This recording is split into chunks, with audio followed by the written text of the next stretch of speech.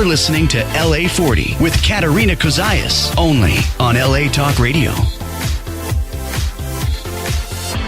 All right, good morning, guys. I love Thursdays because, of course, I'm here. And I love what I do, which is awesome. So thanks for tuning in. You are tuning into another edition of LA40. That's the show here on LA Talk Radio. I'm your host, Katerina Cozias. And, oh, my gosh, I'm kind of excited about today. As you can see, I'm alone. However, that's because we have an awesome dial-in guest scheduled.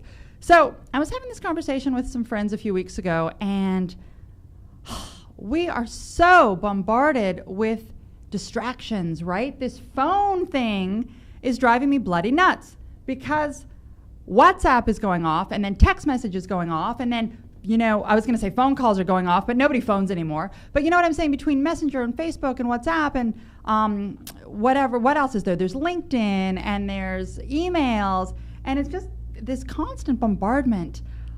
And I think, especially if you're living life over 40, in addition to the distractions on your phone, you probably have distractions with your kids, right? You may have a kid, you may have a dog, you may have a plant even that's distracting you, but there's so much distraction. So coming up right now, we're going to tune in with Cory Kogan, who is a Wall Street Journal best-selling author. She's written a book called 5 Choices to Extraordinary Productivity, and she's going to let us know how to tune into being productive in this crazy, interruptive, distractionary life and world 2017 that we're living in. So here we go. Stay tuned. Oh, and darn, I think I just lost her. That's the beauty of live radio, right? I'm sitting here blabbing away and she's calling through. So Cory, if you are watching, give us a call back. And if you're watching too, feel free to jump into the conversation if you want to talk about some of your own distractions, because there is a never-ending onslaught of stuff coming in. And sometimes it's good, right? It keeps us connected. But I did read a stat that said 60% of Americans right now, 60% are disconnected. So we think we're all plugged in with these cell phones and all this stuff, but we are disconnected. So she's going to show us how to reconnect. What I like to do is, you have those days where you're working and you need to be connected. You need to be checking your email. You need to be waiting for a text message. But I find that those days when I'm really tuning in to some of the stuff that I am really wanting to focus on, like mentally focus on, I literally will turn my phone off. Because it's not enough for me to take it and place it in a back room somewhere because it's on. And again, right, it's been geared to have you really tuning into what's going on and where are they from and all this stuff. So we have her, and she's going to come and she's going to tell us a little bit about what to do. We lost the call, guys, so thanks for being patient with us. My producers are trying to get her back, and they will in just a minute. But this is what I was saying. So I literally turn the phone off, and I actually send messages to my family, to people that need to know that I'm disconnecting, and tell them, it's turned off. So I think here we go with Cory Kogan. Cory, are you on the line? I am. Hi there. Hi, fantastic. So first of all, welcome. Thank you for being a guest of ours on LA Talk Radio this morning. How are you? I'm good. I'm excited to be here. Very, very good. Fantastic. So we were just opening up with the audience here about, the incredible amount of distraction that we have in our lives in 2017 between all of the interruptions, especially with cell phones, especially with this digital social media world that we're living in. And I'm so excited to have you chat about your newest book, which is called 5 Choices to Extraordinary Productivity, because it's not enough just to be productive anymore. We need to be extraordinarily productive. So thank you for helping to guide us through what that means. Again, my pleasure. Cory, before we get started, if you can give us a little bit of background on who you are, where you're from. I mean, I have that information, but I always like the guests to sort of explain themselves. You know yourself better than we do, and that'll help frame for people tuning in why you're a bit of an expert on this topic and how you can help us out. Okay, great. Well, thank you. And so I have been with Franklin Covey for the last 11 or 12 years, and previous to that, I was the Executive Vice President of Worldwide Operations for a global franchise organization. And we were lean and mean, and we did a lot of work around time management to make sure we can get everything accomplished, both at work and at home. And then so that's there, and experience. And I'm just going to pause you right there, Cory, because we've got a little bit of a distraction. I think we've got a little bit of a wonky connection on our line. Try talking again for me. I was saying that my previous experience as the Executive Vice President of Worldwide Operations for a global franchise organization really played well into my expertise around productivity, my research around neuroscience and neuroleadership, and then just managing teams my entire life and being a student of time management. So that led me, plus my work with organizations around the world, to be asked to pick up the gauntlet and really take on the expertise around the 5 choices in productivity. Perfect. Now, what I'm going to do is I'm going to outline these 5 choices just in terms of the categories. And then what I'd love to do is delve into how exactly one can leverage those suggestions, because, we all know that there's things we're supposed to be doing, right? We're supposed to be doing X, but we get distracted by Y. We're supposed to be doing Y, but we get distracted by Z. So this is going to be beneficial. And part of what we do here on LA40 is, we delve into things that pertain primarily to life after 40, right? And all things that contains. And many times people are living lives where they're juggling work, they're juggling kids, they're juggling spouses, they may be juggling a divorce. I mean, we all have things that we're juggling, including, as I mentioned, the bombardment of day-to-day electronic distractions. So in your book, you are delving into 5 main choices that people can make. So I'm going to go through these now. Number 1, act on the important, don't react to the urgent. Haha, that one piqued my interest. Number 2, go for extraordinary, don't settle for ordinary. How many people settle for ordinary, right? And why do we settle for ordinary? I know you know the answer to that. Number 3, schedule the big rocks, don't sort gravel.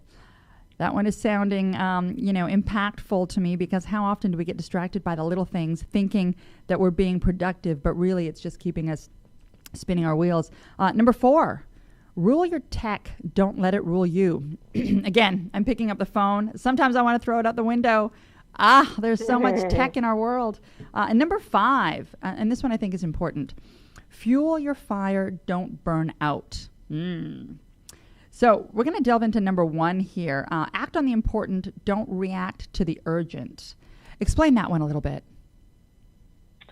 Well, it sounds easy, right? It's like, oh, yeah, sure, I can act on the important and let everything else go, and it's not. And I just need to give you a little background on this. When I mentioned neuroscience earlier, you think about the 21st century, any age, let alone after 40, but, Gen X is right in the heart and soul of all of that, where in today's world, we are knowledge workers. We're not industrial age workers anymore necessarily. There's some people that work in plants and stuff like that, but everybody today is paid to think, innovate, create, and execute for the most part. As opposed to hard labor, so you really, mean, right? Yeah. As opposed to manual labor. Right. We're not on the assembly lines anymore. Right. And in the old days, when you go back 100 years, they did optimize manual labor through things like ISO 9000 and TQM and all those kinds of methodologies.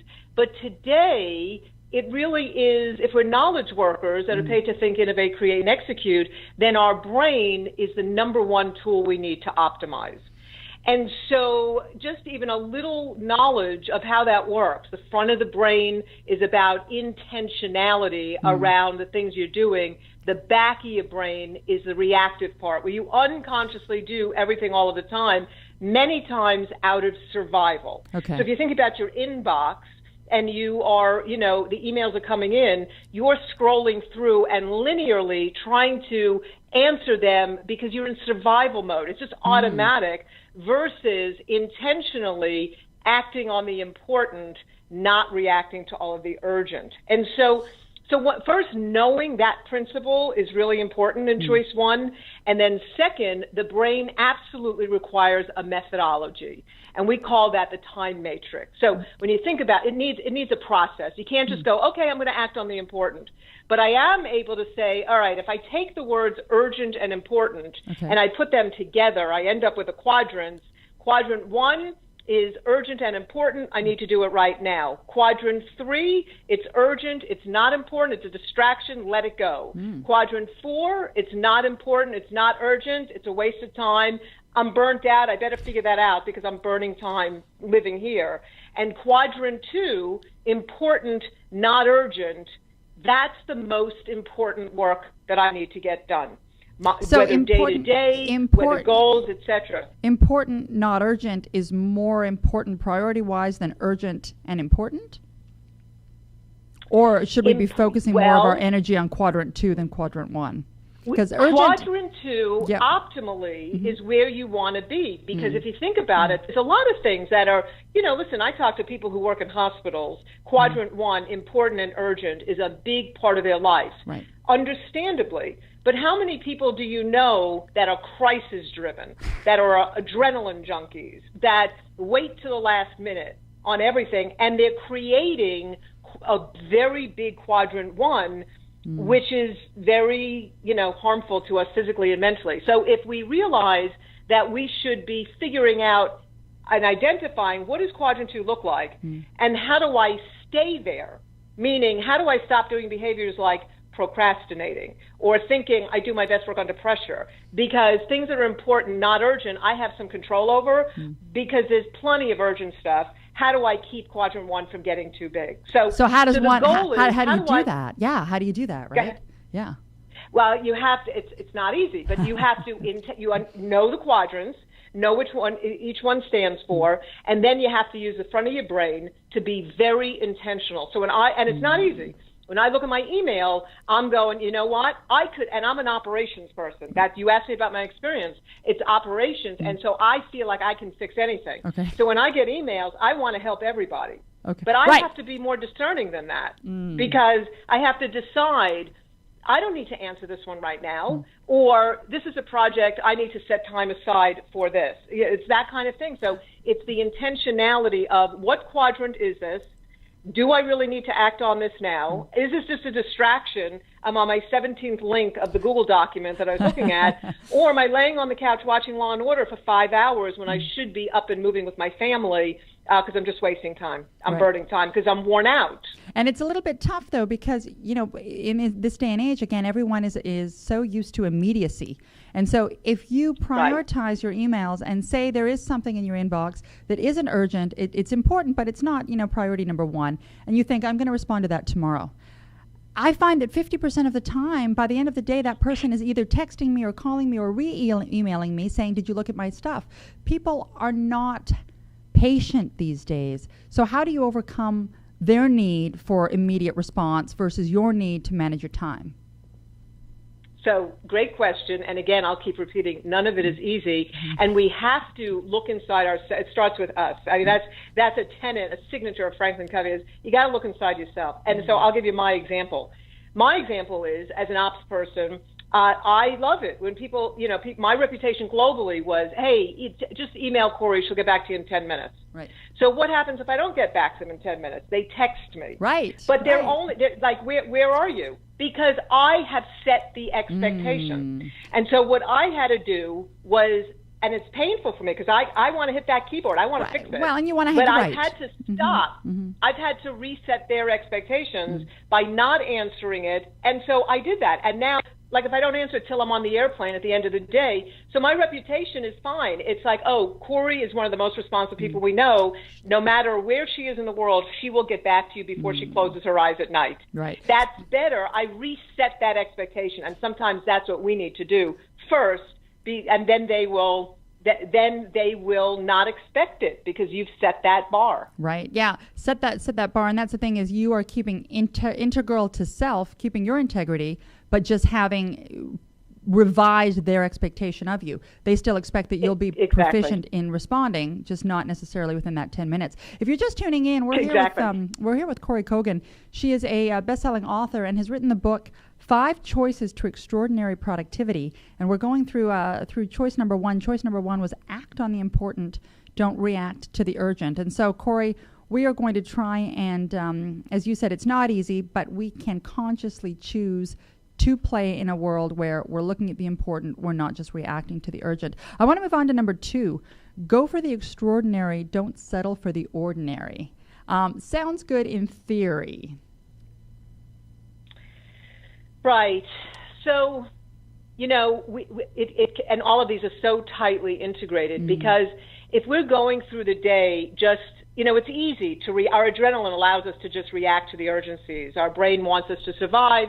So when the adrenaline hits, the crisis hits, we react to that. So, we could be answering emails all day long and say, that's our job. I was busy. Right. I was busy all day long. And I want to make and so with that, in the interviews that I've done, I've seen this go out on Twitter quite a bit where, and you can find it because it always gets a response no matter when it goes out, where I will challenge, I've been asked and I'll challenge people to say, have you built a culture or are you a person that is busy or are you a culture of productivity? Because busy has become the badge of honor. Right. So I see people do this, like, oh, I was so busy today. Oh, yeah, I was busier than you.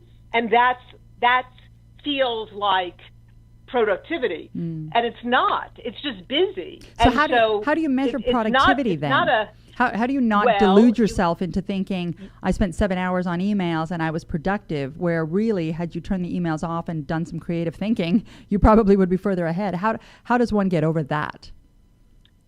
That's where choice 2 comes into play, because you have to stop and think about who are you in your few most important roles today. So I'm the global practice leader for Franklin Covey. I'm Vice President of Passholder Services for Franklin Covey. I'm a daughter. I'm a mother. Right. Those are the few most important roles in my life. And so I have to think about, what does success look like in those roles? Who do I want to be in those roles? And then use that. Your brain needs targets. Use that to say, so what does extraordinary look like? As a global practice leader, I want to build the capacity of people like you and organizations around the world to go to sleep at night feeling like they got something accomplished. And so when I think about my role as a global practice leader, and because that's my role statement, if you will. Okay. And then when somebody comes to my office and says, hey, do you got a minute? I am very discerning about whether I've got a minute, and because that's going to drive me to say, you know what? No, I don't. I'm sorry. And there's it's situational. It could be a new employee. It could be somebody who chronically comes in and interrupts me. And so again, I have to retrain them to do it differently because I have a bigger mission that I need to get accomplished. The second thing that I need to do with that, besides that intentionality around learning to say no, is because I have a burning yes, if you will, through my role identification, is I need clear goals. And I know we say this, everybody says this all the time, but it's really true. I've got to be really clear on what my pathway is. If I do these 1 or 2 or 3 things over the year, that will validate that I am a global practice leader who builds the capacity of people around the world to feel accomplished at the end of every day. And so do you set those? Don't settle for ordinary. Right. I'm sorry. No, I was going to say, do you set those types of goals annually? Do you set them daily? Do you set them monthly? How often do you reassess what your path looks like so that you can keep on it?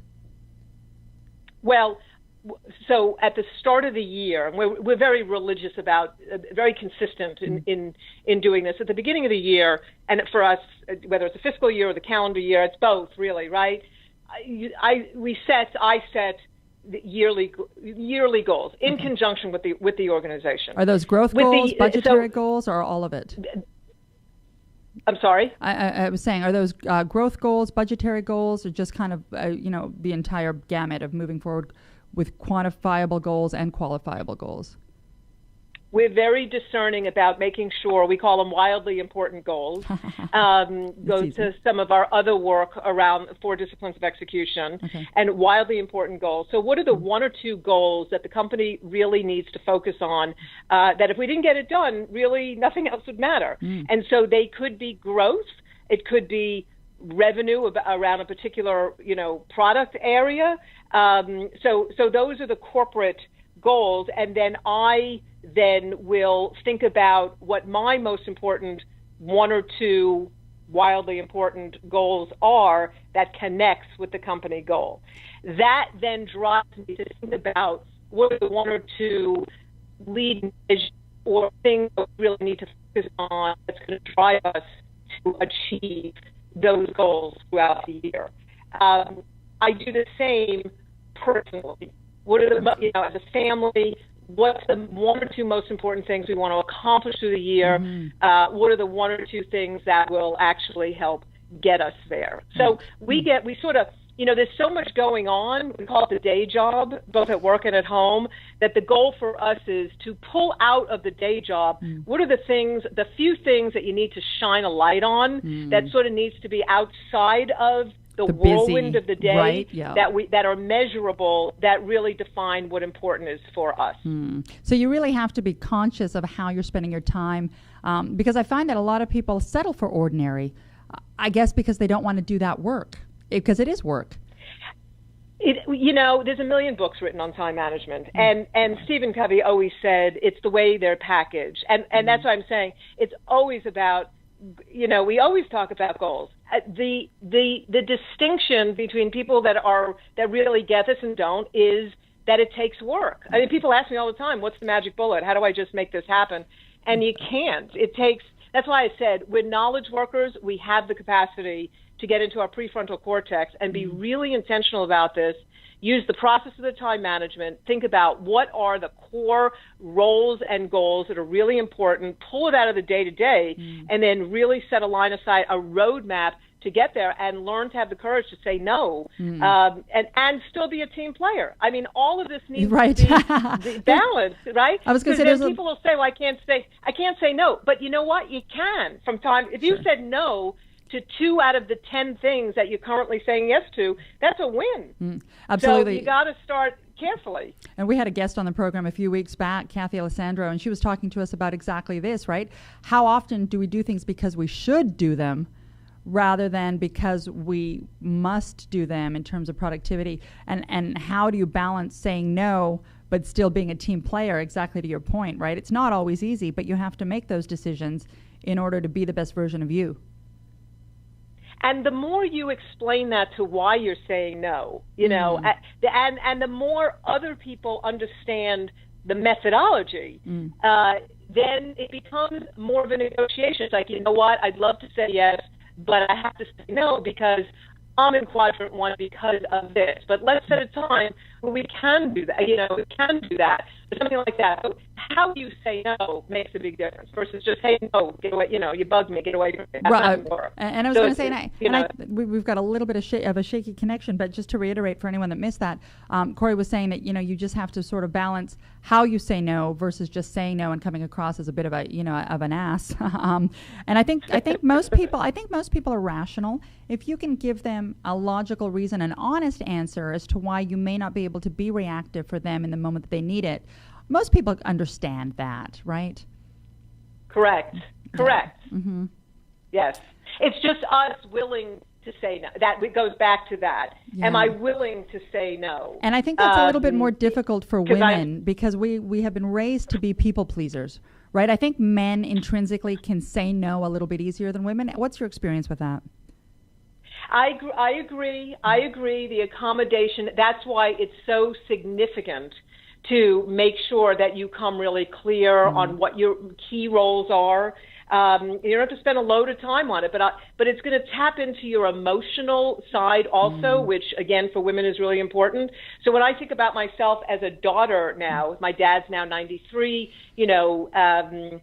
I'm in Tucson, Arizona. He's in New Jersey. And when I think about my role in his life now, and I'm not doing as good a job as I want with that, but it's not only concrete that I know what my role as a daughter is, but it's emotional. Yeah. And it's going to drive away some of the, I have to please everybody. Well, no, because I have little time left to make sure I'm this to my father. Right. And that helps to prioritize. Yes. That helps. Yeah. I mean, at work, it's the same thing. I have passion around what I do as a global practice leader. And so there's some emotion around and passion and purpose around that. And that's going to help me, even though it's hard, to say no. Right, absolutely. I want to move on to number 3. Number 3 is, and again, if you're just tuning in, we're talking about the 5 choices that you can make for extraordinary productivity. We're here with Cory Cogan. Cory, number 3, schedule the big rocks, don't sort gravel. This one is a little self-explanatory, I think, but go into it for us. So we can say all the things that we just talked about. And all the neuroscience points to, if you don't have this down on paper somewhere or in your, in a calendar or whatever, it's useless. So we can say, oh, these are my roles and goals, and next week I'm going to do this. I'm going to call my father, and I'm going to, talk to China about their, classes, whatever it might be. It's not going to happen. You know it. It's like, oh, let's have dinner with Tom and Mary. They're good friends. We haven't spent much time with them. If you don't set the date, it's not going to happen. I was going to say months can go by, years can actually go by where you keep saying, oh, let's have dinner with them. And you're right. If you don't make the point of setting it in the calendar, I have a good friend of mine, Christine, and she is a genius at this. I'll say to her, yeah, we should get together soon, and she'll say, no, what day? So November 3rd, we're booked for lunch, because if you don't do that, we may not see each other till January. And as you say, you can do that with your day-to-day goals as well. And I think a lot of people, as you say, going back to the point, in the first category, you're sorting gravel. You're just going through the motions of feeling productive, feeling busy, feeling like you're spending your energy. But what really are you accomplishing at the end of the day, right? And it's the big rocks versus the gravel that we should be focusing on, unless you identify in your life what those are. Maybe you're a fitness guru, right? And you have plans to be. If you're not getting up and making a point of being at the gym at 5 a.m., it's not going to happen. It's right. And listen, if you're somebody that, without even thinking about it, is in the gym every day, like you breathe, you don't need to put it in your calendar. But if you need to get good habits in place about executing on big rocks, then they must be in your calendar. Like you said, it won't happen. So we call it weekly daily planning. Once a week, before the week starts, glance at your role statements. Glance, just remind yourself of, that's right, as a global practice, because it gets hard. And even with us, we get into the Q1 mindset, the quadrant 1 mindset, as like, okay, nope, that's what I signed up for. Take a deep breath, and what are the 1 or 2 big rocks that I need to accomplish this week? Right. And you may not have big rocks for every role. I don't need to call my father every week or whatever it might be, but I'm going to get it in my calendar, because if it's not in my Outlook calendar, somebody's going to put a meeting in there, somebody's going to take that time, or it's just I'm going to sit and be watching television when I should be doing something else. Right. So you've got to get it in once a week, and then every day take 10 minutes and reconcile your calendar, because it's not going to go right all the time. You will get thrown out of your plan, and so I got to make sure if I didn't get to call my father, this morning, then I'm going to move that to tomorrow morning at a particular time, by the way. It's not just sitting on a task list, because it won't get done there either, but I'm putting it in a time spot so that it raises the probabilities of me actually executing. Now, executing is one thing that people always have the intention of doing around January 1st, right? We're coming up to the end of the year, which means we're coming into the new year, which means everyone's going to start talking about New Year's resolutions pretty soon.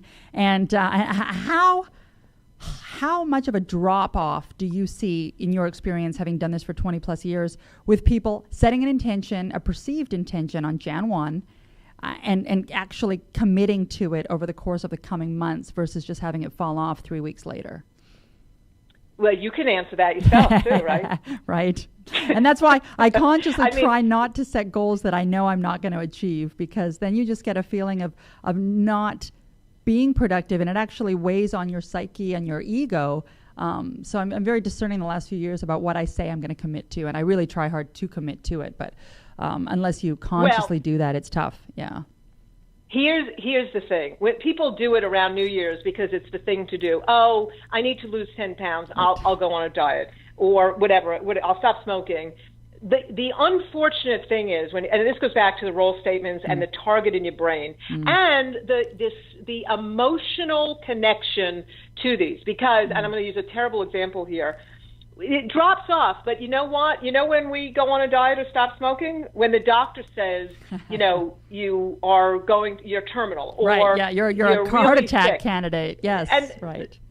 Suddenly, the odds change. 90% of the time now will stop smoking or go on a diet. Well, what happened there? Well, my mindset got changed completely because this catastrophic thing that becomes my mindset, that becomes the role that now, of course, I'm going to diet. So it's saying urgent, I'm not saying urgent. we have to have that. Yeah. But when it comes to New Year's, unless somebody connects with their emotion about why should I be dieting? What is it emotionally that's going to move? Now, I've had some people tell me, you know what? I thought about my kids coming to me and saying, Mommy, if you don't lose weight, you're going to die young, and that scares me.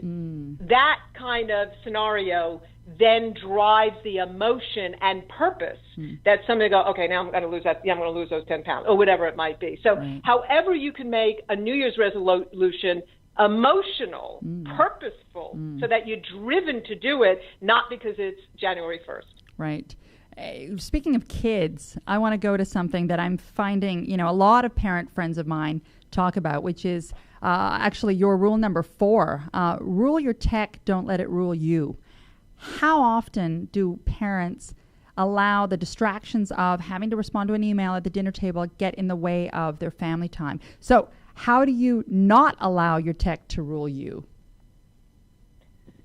Well, it's like, tough. Dr. Ed Hallowell, who is a partner of ours and wrote the book Driven to Distraction. He says, technology is, your smartphone is like a pack of cigarettes. You just pick it up. I know. And the brain, the brain is so addicted to it. You know why? Because the brain's principle is it needs to know what's unknown, and it looks for reward. So it'll look for danger first, reward second. And when your smartphone buzzes, it's both. I don't know who it is, but oh gosh, somebody needs me. So it's this cocktail where the brain has a very hard time resisting it. And you have to consciously break that. And I'm sure you know there's a million studies out, and I'm glad you said it the way you did. When the parents at the dinner table are the ones that are on their smartphones, there's some terrible research out there about the children suffering some psychological damage because the parent, they're competing with the parents' cell phones for love. Right. So a couple of authors out there write heavily about that research. It has to be that you are thinking about the quadrants, that you are thinking, okay, I feel the urge to pick up my phone because it just buzzed, but my kids are sitting at this table. My role as a parent is to give them 100% of my attention at 2 touch points during the day, dinner being one of them, so I'm not going to answer that email right now. So it goes back to getting really clear on roles, what's important, and then using the quadrants to say, nope, this is a quadrant 3, leave it be. Do me a favor and it's hard. It is hard. Do me a favor for listeners that may have been tuning in a little late. Can you go through those 4 quadrants again for me? They're touched on in part 1 of your book, but go through them again so we can get it clear in our minds. Urgent versus important. Okay. Right. So it's the word urgent and important put together into a matrix. Quadrant 1 is things that are urgent and important. They are necessary to do right now. That are necessary or so we have to control all that. All right, Cory, hang tight for me 1 second because it seems like we're rolling into this little distraction static area. So I find that if we leave it for half a second, it goes away.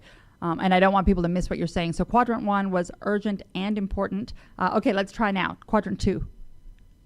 Okay, quadrant 2, but actually quadrant 3, go down. Quadrant 3. No, because we missed. Hang tight, Cory, because we've got a bad connection going. It'll ease up in just a minute. But I need you to go through quadrant 2 one more time. Okay, no, I was going from quadrant 1 to quadrant 3. Okay, you're consciously.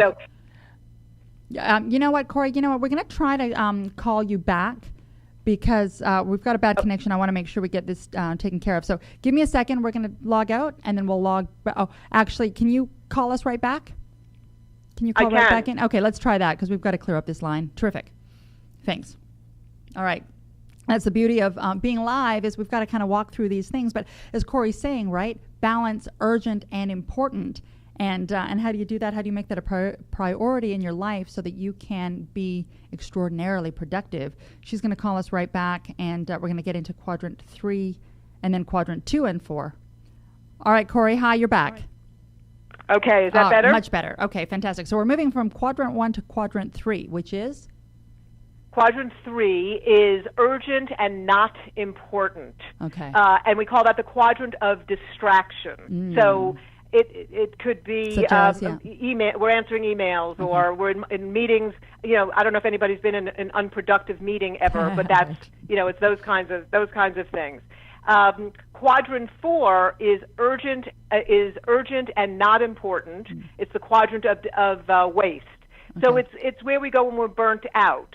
And it's excess. It's not just people will say, "Oh, quadrant 4, but I need to relax." Relaxation is quadrant 2. Quadrant 4 is excess. I'm sitting in front of the television for hours on end. I'm drinking too much. I'm eating too much. I'm doing all those things because I'm just burnt out. Quadrant 2 is important, not urgent. Okay, that's sort of the optimal quadrant. It's all the things that I really need to get done with quality. Okay, interesting. So that's the optimal quadrant. We want to play as much as we can in quadrant 2. We want to play in quadrant 2. We're going to live some in quadrant 1 because that's just real life. We want to minimize the distractions, and we want to avoid waste. Easier said than done, Cory. I know. It is easier said than done. That's going to take us to point number 5, and this will help. Fuel your fire, don't burn out. I think you're speaking to passion in this one. That's what's speaking back to me. Part of it is your purpose, right? So when you've gone through the first 4 choices, we've gotten clear on most important roles and goals. We're using the time matrix to, filter, how we use our time to get there. We've got our scheduling. We've got a handle on our technology. And so, yes, there's purpose and passion that we've developed through what's most important. But here's the most important thing. I've started this off by saying your brain is the most important time management tool you have. As knowledge work, we've paid to think, innovate, create, and execute. To do everything we just talked about takes an enormous amount of conscious, intentional work. And if you don't keep your brain fueled to do that, you can't. How do you keep your brain fueled? Your brain needs a lot of oxygen and the right nutrients, and so we say you got to sort of follow the process of the energy drivers, 5 energy drivers. It's also not rocket science. Which are the 5 energy drivers? Huh? Which are the 5 energy drivers? The 5, I know it's going to sound really simple, but this is it. You got to move, you got to eat right, you got to sleep, you need to relax, and you need to connect. Those are and again, so simple. It's what your parents taught you. Right. It's what but I'll give you a couple examples. With move, a lot of people during the day this is changing, but are sitting at their desks all day. Even the research shows, and this is in the book as well, even if you work out first thing in the morning, but then you sit for 8 to 10 hours, you're negating the effects of the workout. Uh-oh. Sitting is the new smoking. That's what I do. So I work out in the morning, between 6 and 8. I'm up. I'm early. I'm doing my thing, and then I literally sit all day. So bad. I'm in Tucson. When I'm not on the road or in our corporate headquarters, I work out of my house, and lucky enough, I'm in Tucson. Okay. But I will consciously get up. I don't have a standing desk or anything like that. But after I work on a project, there's 2 things. Number 1, don't go to the next project immediately. Your brain needs a break. And little breaks are really good, will increase productivity by an enormous amount. And I will get up and go take a walk, around, just, a 5-minute walk around the neighborhood just to keep me moving and come back in. Or even outside in the back patio, just walk around a little bit and shake it out. But again, really important to get up during the day. It is, but you know what? I'll tell you something, because part of the corporate culture most people are living in does not respect that.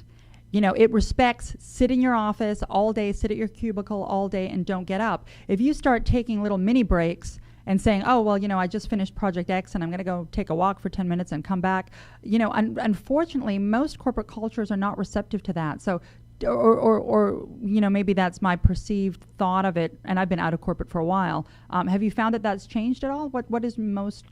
or is it company culturally? It's definitely changing, okay. And it's one of the reasons in the back of the book we have a special section for leaders because they have to own all of this and think about how they're setting up their cultures. So they're setting up a culture of productivity, but it has changed a lot. Many of the organizations you go into, they will have standing desks and they sort of they understand that people need to move a bit more. It's not everywhere, and again, for the leaders, for any size, and that's the largest organizations, the smaller ones, really have to get on board with, we got to let them breathe a little bit. Right. There's also some organizations now, I'm going to the far extreme, where they have like nap rooms, so people can just go and quietly just, take a siesta, which is very healthy, for 10 or 15 minutes. And if you do that, a 10 or 15-minute nap will increase productivity by about 35%.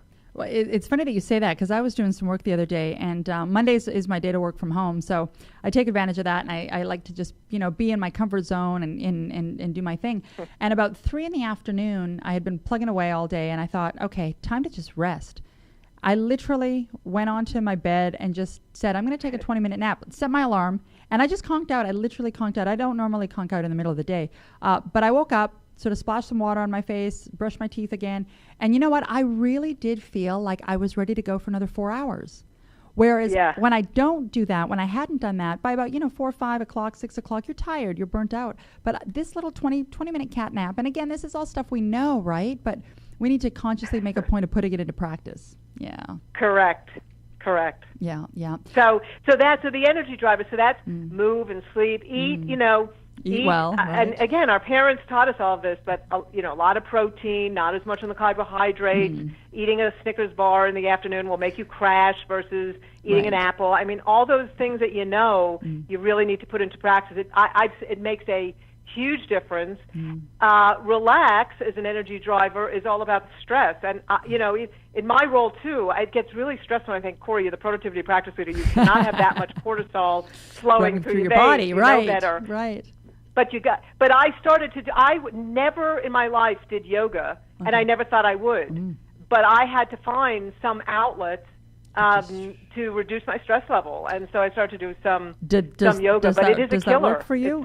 Have you noticed that you're a little more relaxed as a person generally now because of the yoga?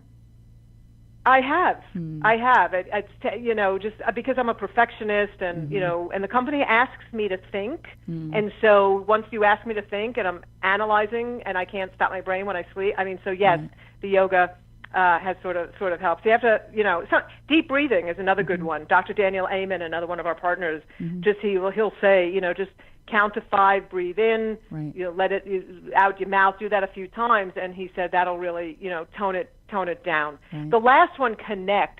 This one goes back to what you were talking about at the dinner table. Connect is human connection. Really a big energy driver. Oxytocin is a neurotransmitter in your brain that is primal for how humans, it's a requirement. It's why, some of those babies from Russia never adjust because they never had a connection with a parent, and so they never got that hormone, and it's a struggle. So we need to. I'm not saying everybody should go around touching each other all the day, but putting your cell phone down and having a face-to-face conversation, even on Skype, where somebody feels like you're really paying attention to them, is huge for both your productivity and theirs. So those are the 5 drivers.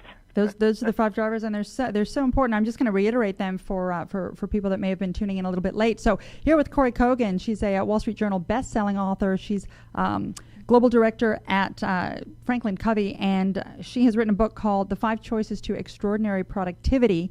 I'm going to read out what those 5 choices are in case you missed them. Number 1, act on the important. Don't react to the urgent. Again, easier said than done. Number 2, go for extraordinary. Don't settle for ordinary. Number 3, schedule the big rocks. Don't just sort gravel.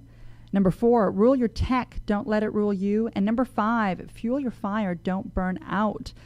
So very important. If people want to find your book, if they want to get a hold of it, where can they get it? They can go to the usual suspects, Amazon right. Barnes & Noble. So just online, you can order it direct from there.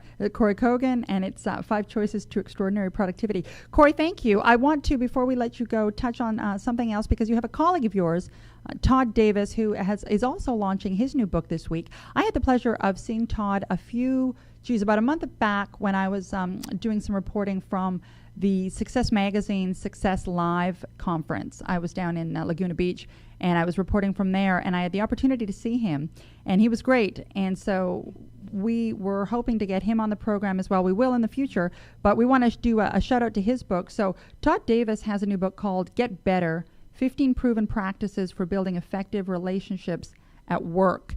Now, he has been in the field of human resources for 20 years. Can you talk to us a little bit about Todd's book? Yeah, so this is a really great book because Todd's a great guy. He's a dear friend and colleague of mine as well. And you know, when we talk about culture and we say it's about your culture is about your people. Todd took that to a deeper level. I really zeroed in because what he says, and he's a master at this. It really is about the relationships between people and how do you improve them. So it's not just about the people, but it's the nature of the relationships between the employees or the people that really is the most significant driver of their effectiveness, both personally and professionally. So, and he'll say, you know, there's hundreds of ways to get at this, but he, again, distilled it and said in his career, there's 15 proven practices that really, if you get your head around them and practice even one of them, your relationship with others, whether in your personal life or at work, will get better, which then really increases what we call a winning culture. But so it's a great book. I recommend it for everybody when it comes out. Absolutely. And, you know, that's a little bit tricky, and we'll definitely get Todd on the program to talk about this because, again, especially in this day and age of digital media, digital technology, digital news feeds, very rarely do I ever have a telephone conversation anymore, let alone, you know, personal interaction. But even just taking it down a notch, back in the day, you used to phone a friend, you'd listen to their voice, you'd hear the emotion. That doesn't happen anymore. It's all, you know, a tweet or a text or whatnot. So we'll definitely get Todd on the program in the future to talk about that. For those of you that are interested in pre-ordering Todd's book, it's Todd Davis. You can pre-order it, and if you do so before November 5th, you get a whole bunch of bonuses. Todd has these great Get Better cards, and I was lucky enough to have been given those at the conference I attended.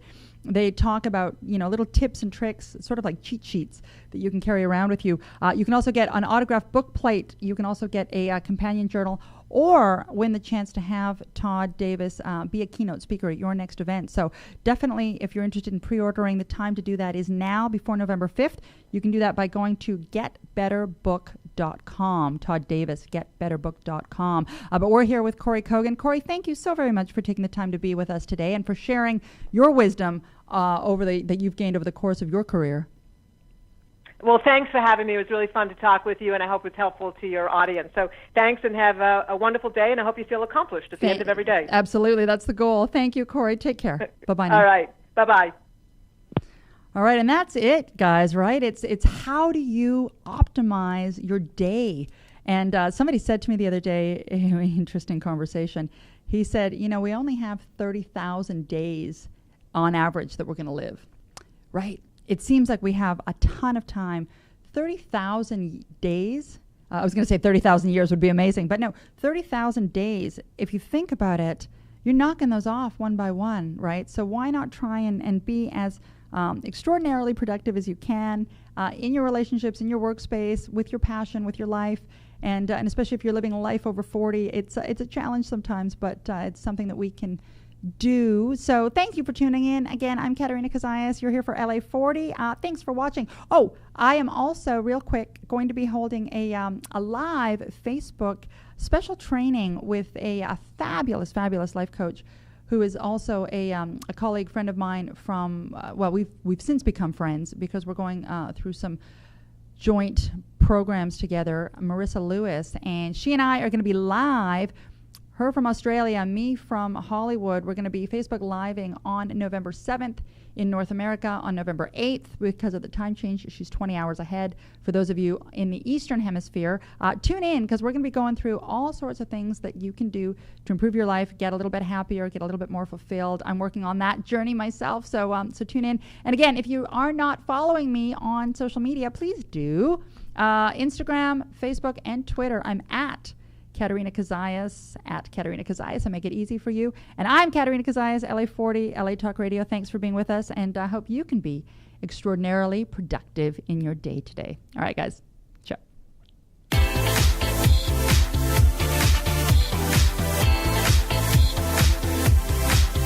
You're listening to LA40 with Katerina Cozias, only on LA Talk Radio.